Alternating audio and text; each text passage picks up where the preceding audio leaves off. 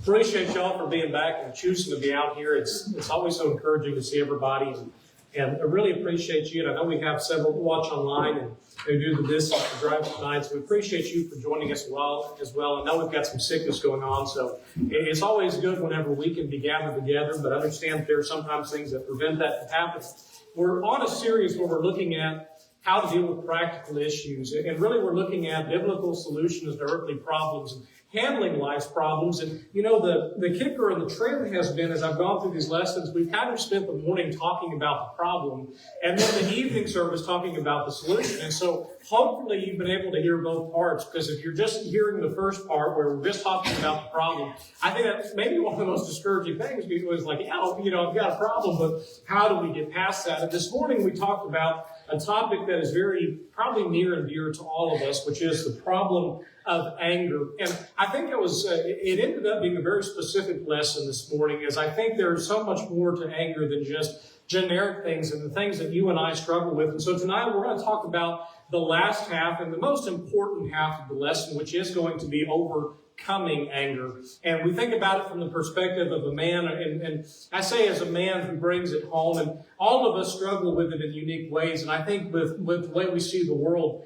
a lot of us may show it in different ways as well, but a lot of times the problem with anger is that it infiltrates those people that are around us. It infiltrates our homes. It infiltrates those people we love. And a lot of times, unfortunately, they are the ones that catch the brunt of the issue with it. And so we talked about this morning what anger is, and we looked at it from the perspective of the problems that it causes for ourselves, and then we expanded that scope a little bit, and we talked about its effect on other people. But the problem is, we get to tonight's lesson, and after you've heard this morning, and I think probably all of us can say, well, yeah, I know anger used poorly is bad. We know that. We probably know that it affects the people close to us. And even though we know all of that, still the question in the back of our mind may be, well, I still can't stop.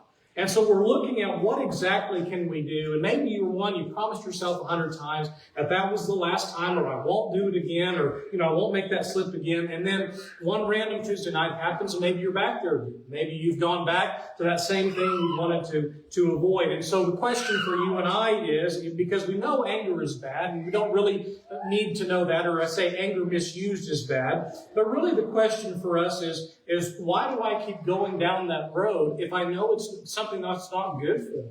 If I know it's something that's not good for my home, why do I keep going down the same pathway over and over again? So I want you to look specifically at one passage as we get started tonight, and that is going to come from Romans chapter 7. And I want you to look in Romans chapter 7 because in it, Paul is describing a Christian fight. And he's talking about these problems. And I want you to look particularly at verse number 15, because Paul here, he's not making excuses, and we don't need to look at this as he is making excuses. He is describing what it looks like whenever life is still infiltrated by sin in one area. And you have one area of your life that is still ruled by sin. And in Romans 7, verse 15, he says, "For that which I do, I allow not. For what I would, that do I not. But what I hate, that do I." And so the picture is given for us where you delight in the law of God, and you want to be a man of God, and you want to follow and be a gentle man, but the problem of sin infiltrates. And when that problem of sin infiltrates, our flesh is desiring to wage war against what we actually want. And so we slip up, and it's very easy to find ourselves back on that road of anger once again. And he's talking about the struggle that it is. And in this struggle, there are times when the flesh wins, when the flesh overcomes, when the flesh is successful. And so this is not necessarily an anger management problem, but what it is a sin problem. And whenever we think about what anger truly is, it points back to that fleshly desire to be in control, that fleshly desire to cope with problems. And so often we don't name the source what anger is. Let's call it what it is. That uncontrolled, unbridled anger is something that is sin. And whenever we trace that back and we understand that this is going to be a real look at that core cause of where anger comes from, we understand that a lot of times it's that fleshly man that's trying to win. And that desire to be in control, that desire to overcome in whatever it takes in whatever way possible, causes us to have this sin. And so let's look at this from the perspective of what can we actually do then. If we know it's a sin problem, when we know it's a problem with our flesh trying to interfere with what we want for our spiritual life, then what exactly can we do? Well, we have to start with this. Begin by admitting what's actually happening. And I say that because if we don't diagnose that there is a problem, and this morning we talked about different ways we disguise it. And we might disguise it as maybe being passionate, or we say we're honest, or, people know exactly where I stand, and whatever it is. Anger is shown in a variety of ways, and the first thing we have to do is maybe recognize that it's there, that it exists. How do we ever deal with a problem if we keep ignoring that it actually exists? It's not going to just magically go away. I wish so badly when the check engine light comes on, it'll just will itself off, don't you?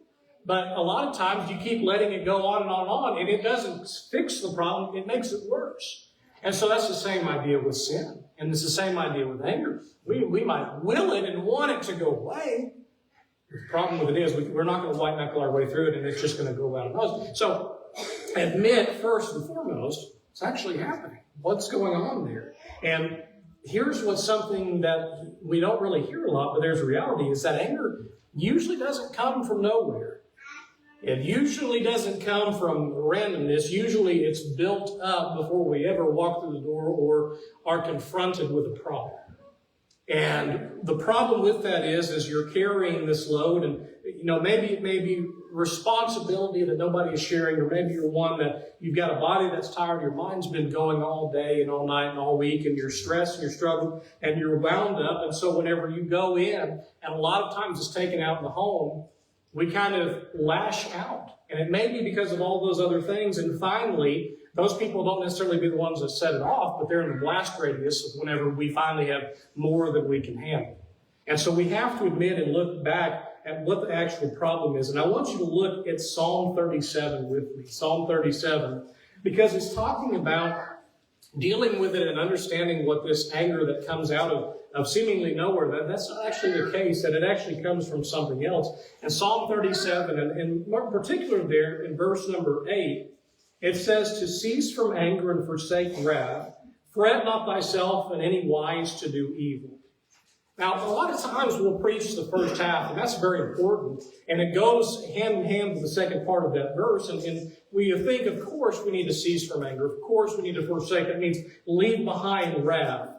But look at what comes before wrath in that verse. So read it on down there.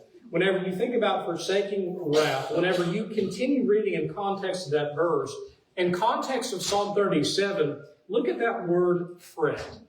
And you think that one little word in comparison to everything that we're talking about here. Of course, we need to cease from anger. Of course, we need to forsake. We need to get rid of wrath. But I want you to think about fret not thyself and what it means in this verse. So as you go through Psalm 37, this is not a general fret that's dealing with worry in general. It's not talking about that. It means fretting over being wrong. It means fretting over or stewing over how somebody has treated you. It means looking at and building a case in your mind whenever you think that something is owed to you. It is kind of building a case beforehand, and that's where that stress comes from, is it's building and building and building, and all of a sudden it boils over into anger. And it's fretting, and it's bringing out these problems and issues. And he says, fret not thyself in any wise to evil. When we fret and we wear ourselves out, looking at all of these things that finally boil over and affect typically those people that we love the most. And so whenever he says, fret not thyself, whenever you think about saying that, well, that's obviously easier said than done. We talked a couple of lessons ago about worrying and anxieties and the skills we can use biblically to get through those things. And the same principle is true here. We have to be able to release that control and admit that maybe that's why our anger boiled over. Admit that maybe that's why I lost my temper, or that's why my house is the way it is. But there's one other thing that is underneath that pressure that may cause us to eventually boil over. And that one thing is a lot of times it's not just stress, it's fear. And I want us to say this, and you think about how anger makes you feel sometimes.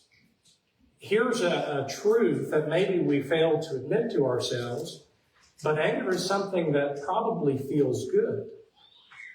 It's a way of dealing with problems. It's a way of dealing with issues. We may not think it feels good in a sense where it makes me feel joyous, but it's me handling a problem instead of confronting what's actually going on. It's a way to kick the can down the road, to push away that problem onto something else. And maybe it's fear that drives that. Maybe it's fear of losing control, fearing that you won't be respected, fear that you're not enough, whatever it might be.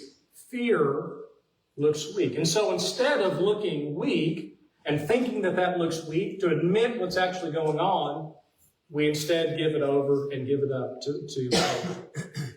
And when that anger boils over, you think about what anger does versus what fear does, and where that anger comes from. Whenever you think about the pressure leading to fear, leading to control, which ultimately boils over to anger, think about what fear versus anger shows. And think about the difference between the two. Anger is something that makes us feel powerful. It makes us feel good in the moment. Anger is something that allows us to clear the room, to be able to get rid and end the argument. It allows us to be able to do away with that situation, to give us the last word, and finally we do it. But fear, on the other hand, is a little bit softer because it makes us feel exposed. It's hard to admit whenever we might be losing control. It's hard to admit whenever we might be being ruled by fear. But it does make us vulnerable, and we don't like being put in that situation. And so because of that, we go back to this chain. And because we don't want fear to be shown, because of whatever pressure it is, that makes us want to control it, and then before we know it, the anger boils over. And before we know it, we're right back to square one. And in that moment, we are choosing a moment of relief over love. And so first and foremost, we have to admit that it exists, that maybe I do have an issue. Maybe I have a problem there with something that I'm not actually dealing with. I'm using anger as this coping way, and I'm not really getting anywhere because I never go back to what the actual problem is. And the worst part about it is our family is the one that typically gets the worst of it whenever we bring it home. And so think about the difference between anger and fear. And sadly, every time that we choose anger, maybe we're protecting our ego more than we're protecting our family.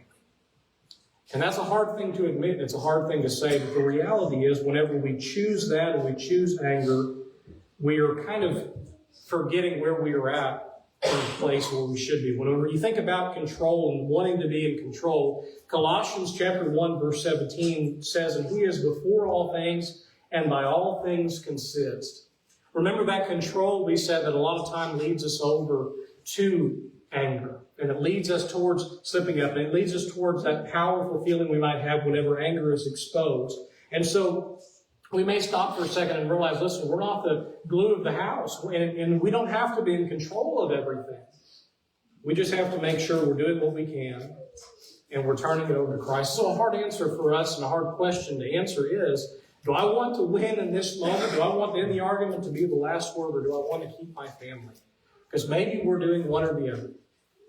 Maybe we are pushing them away by trying to win a battle that's not even ours. And so we first have to just admit that there is an issue. And so an easy thing to do, if you're one of those people and you've had that day, and that situation feels a little bit too familiar, where you get home and you're having that problem and you know you're wound up and you know all these issues, stop before you go in and unload that. Unload it before you take it home and allow your family to be in the blast radius of maybe a question or a look that was the wrong way. Name what that problem is and turn it over to God. Process that before you walk in. Admit that it's there and don't take that home. Another thing we can do scripturally, besides admitting it, and that's the first step with it, is how about shrinking the moment? Turn over, if you would, to James chapter 1. And I want you to look specifically at a verse we looked at this morning, and we're going to expound on the entirety of it, looking specifically verses 19 and 20. James chapter 1, verses 19 and 20. And he says, "Wherefore, my beloved brethren, let every man be swift to hear, slow to speak, slow to wrath. For the wrath of man worketh not the righteousness of God." Now, think back to what James is talking about. James says, don't be mad and don't be angry, and that's it. Now, what does he say to do? Fast to hear, and then slow in two things. Slow to speak, Slow to wrath. Now, here's the thing about being slow. Being slow at this point with what he's talking about is not a feeling. It's not, you and I just talking about having this feeling of slowing things down. No, it's talking about you're actually in control of slowing things down. You are responsible for slowing things down because you're doing two things that require being active, even if we think they're not. We are actively listening. And what else are we doing? We're actively checking our anger. We're checking our feelings. Slow is that choice, and we make that choice whenever we're confronted with a problem of whether or not we're going to flip that. Now, how often do we read it the opposite way? And think about it like this. Let every man be slow to hear, fast to talk, and fast to anger. Does that solve any problems? Usually that's the progression, isn't it? And so he's saying there, slow down that moment. Give that moment a second.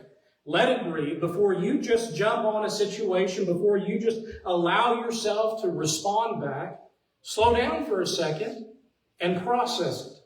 Think about it before we speak at all. Go to Proverbs chapter 16, verse number 32. It gives us a very interesting kind of co-verse, what we just read over here in James 1. Proverbs chapter 16, and he's telling us, listen, it is not a weakness to slow things down. It is not a weakness to listen first and to slow down your anger. That's not a weakness. Proverbs 16, look at verse number 32. And here's what he's talking about. He says, he that is slow to anger is better than the mighty, and he that ruleth his spirit than he that taketh a city. He's saying, be in charge of your spirit. Rule your spirit. That is a more powerful thing to do if you can control your emotions than a king taking over a city. Being in charge of our emotions. Having our mind under control, our heart under control. How about having our tongue under control? And typically, whenever you think about the tongue, and James has a lot to say about the tongue as you continue reading, but he's talking about the damage that it can cause. How many problems have you caused that you wish you could take back because you spouted something back off in a moment of anger? And before you know it, you've said it, and it's out there, and you wish so badly that you could just undo it or take it back. The reality is it's already said. And so James tells us to be swift to hear, slow to speak. He says, take your time before you respond. You don't have to give a response right there in the moment. You can take a minute if you need to. It's worth taking 30 seconds of time for something that you're going to say that's going to hold years' worth of damages. So take your time in that moment. Slow things down. Look at Proverbs chapter 15 and verse number 1. This morning we talked about this verse, and we talked about our tone as well. Proverbs 15:1 says, a soft answer turneth away wrath, but grievous words stir up anger. Now I want you to look at what a soft answer is. A soft answer, it does not say a soft answer is a pushover answer. It does not say to let somebody run you over. That's not what it's talking about. It is a controlled answer. It is a tempered answer. It is an answer that is given with the right tone and probably said by a person who took a moment or maybe a couple of moments to compose his thoughts before he says anything. It is a soft answer. But the other side of that, if we just throw something back in that moment of anger and we throw something back in the moment, what's the last half of that verse? It's two very different pictures, and it's the same exact conversation. And one viewpoint, in one fork of that road, that conversation is turned away because of a soft answer. And another fork in the road, if we choose to give that answer in anger, we choose to spout out something we know we shouldn't say. It says the last part of that is grievous words stir up anger. It stirs it up. It doesn't help soften anything. It doesn't help turn away wrath. It makes it worse. And so what exactly are we choosing to do? Are we choosing to be honest and shrink that moment about what is actually bothering us? It is never wrong to just come home, and if you're one that's having that problem feeling, just to say, I'm not mad, I'm overwhelmed. To say that and be truthful versus to hold that back and allow anger to rule our lives. There's nothing wrong with telling the truth about what's going on. But remember, we talked about fear versus anger. Anger says, well, I'm not going to say what's bothering me. I don't have to. I'm in control of it. And that's when we can explode. There's nothing wrong with admitting that there is a problem, that today was a hard day. Or that there was issues, or I need 10 minutes before I can be who I need to be. That I need to stop what I'm doing. And the reality is those words there, they'll change a marriage, they'll change a family. If we can admit it and be honest. The truth about it is we have to shrink that moment. Anger is something that isolates us. Honesty is what connects us back. Look at Ephesians chapter 4 with me for a second. And I want you to look at the word that Paul uses here, and the way that it's put in Ephesians 4 is not something we tend to think of as, if you're a man, as a very masculine ideology, but it is such, and it's a very important attribute. I want you to think about the word tenderhearted. In Ephesians 4, verses 31 and 32, Paul says, "Let all bitterness and wrath and anger and clamor and evil speaking be put away from you with all malice, and be ye kind one to another, tenderhearted, forgiving one another, even as God for Christ's sake hath forgiven you."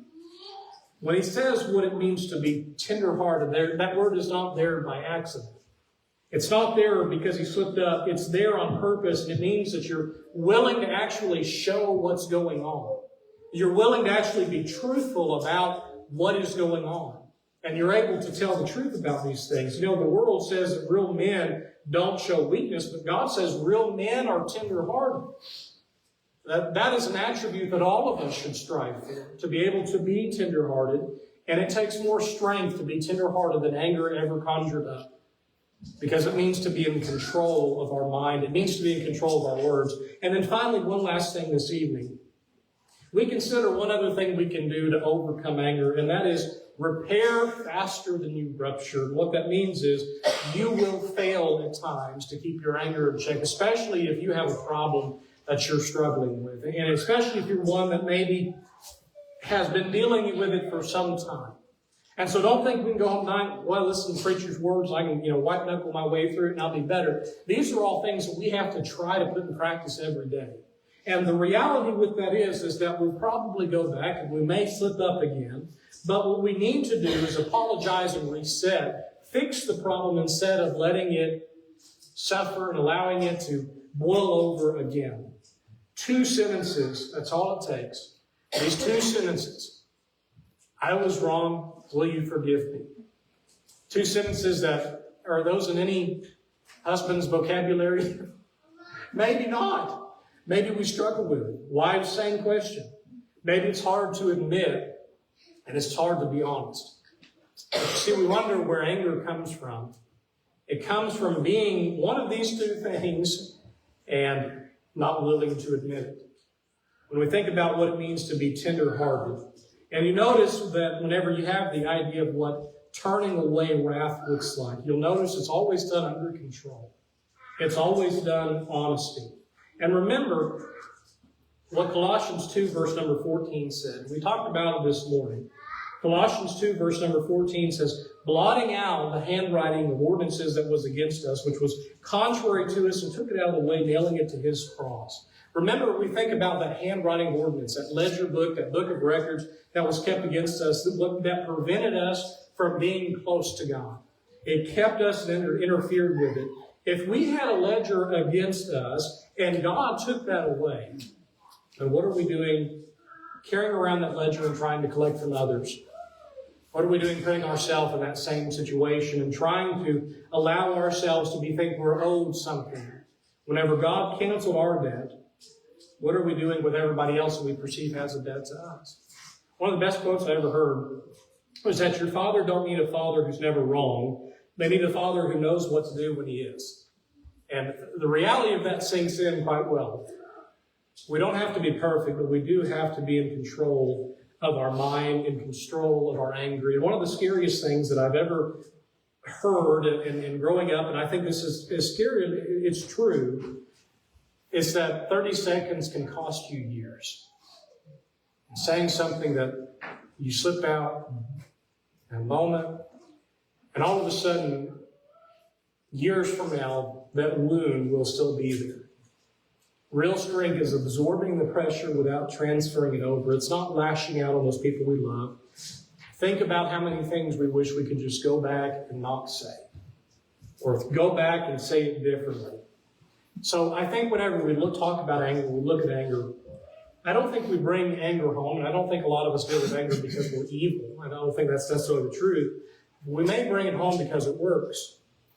And we may bring it home because it gives us relief, and it gives us control, and it may give us the last word. And it's something that feels worth it for 30 seconds until that's one thing that we cannot take away. Think about how much 30 seconds of anger can cost to those people who love us the most and we love them the most. A few words, a few sentences, amazing what it can do. So the God doesn't just forgive angry men, though. The beauty of the word is that it gives us a different way to be strong. So we're not stuck. We are responsible. And I think that question this morning, as we think about a practical application of what we can do, is take the temperature of our own house. See exactly what is done and ask ourselves the question of who in our house has learned to walk on eggshells because of us, who knows the moods we're in, who knows the burden we carry that we're taking home, who walks on eggshells because they're afraid that our mood will be set off again. We need to look at ourselves and look at the control that we can have. And I remember looking back and thinking about all of the things that we could have chosen to do. And the reality is this, and I heard this years and years ago, and have found it scary enough to be true, but it's the reality of 10 years from now, your children will not remember the argument, but they will remember the atmosphere of the home. And as you go back and remember, you will probably not remember what exactly was said or what exactly was done, but you absolutely remember the mood, and you remember the atmosphere, and you remember if anger was there or not. So remember and go back to our verse this morning, and we'll close. Proverbs chapter 14, verse 19. He that is slow to wrath is of great understanding, because he knows that he is not God. It is not his job to hold the world together. It is his job to be in control of himself, to admit to having the problem, to shrink the problem in that moment, and then ultimately repair whenever we do go wrong. Repair in that moment. Don't wait. Don't push it off, but to do something right then and there that fixes and corrects the problem. And so think about how I have been treated by God. I have been treated far better than I deserve. How do I treat those others that are around me? Do I treat them with the same mercy that I am shown, or do I give them the anger that I think that they deserve? Tonight, overcoming anger is something that is up to us. It's a choice that we get to make of whether or not we're going to be quick to talk back and quick to anger, or slow to it. Slow down in the moment, choose our words wisely, and make sure we're honest with those people we love about what we're carrying, and maybe they can help us as well. Maybe you're one tonight, though, and that's not yet a Christian. You know, in this practical series we're looking at, all these problems we're looking at dealing with, we're thinking about the practical application that the Word has, that this is only effective if we are a Christian. This is only effective if we have been obedient to God and Christ first. If we have turned over to Him, and as a Christian, then I can put these things into effect. If I am not yet a Christian, these things are not going to be practical to me until I am. Because unless I'm fully surrendered and following God, I can never have the ability to truly be of great understanding. As Proverbs chapter 14 says, maybe you're a Christian, though, and you're one that's fallen short. You've allowed anger to enter into your life, maybe into your home, maybe into your workplace, and some in this world. Maybe you need that help. And so tonight we're here to help you with that as well. Or maybe you just need of encouragement. Whatever your need might be, please come forward.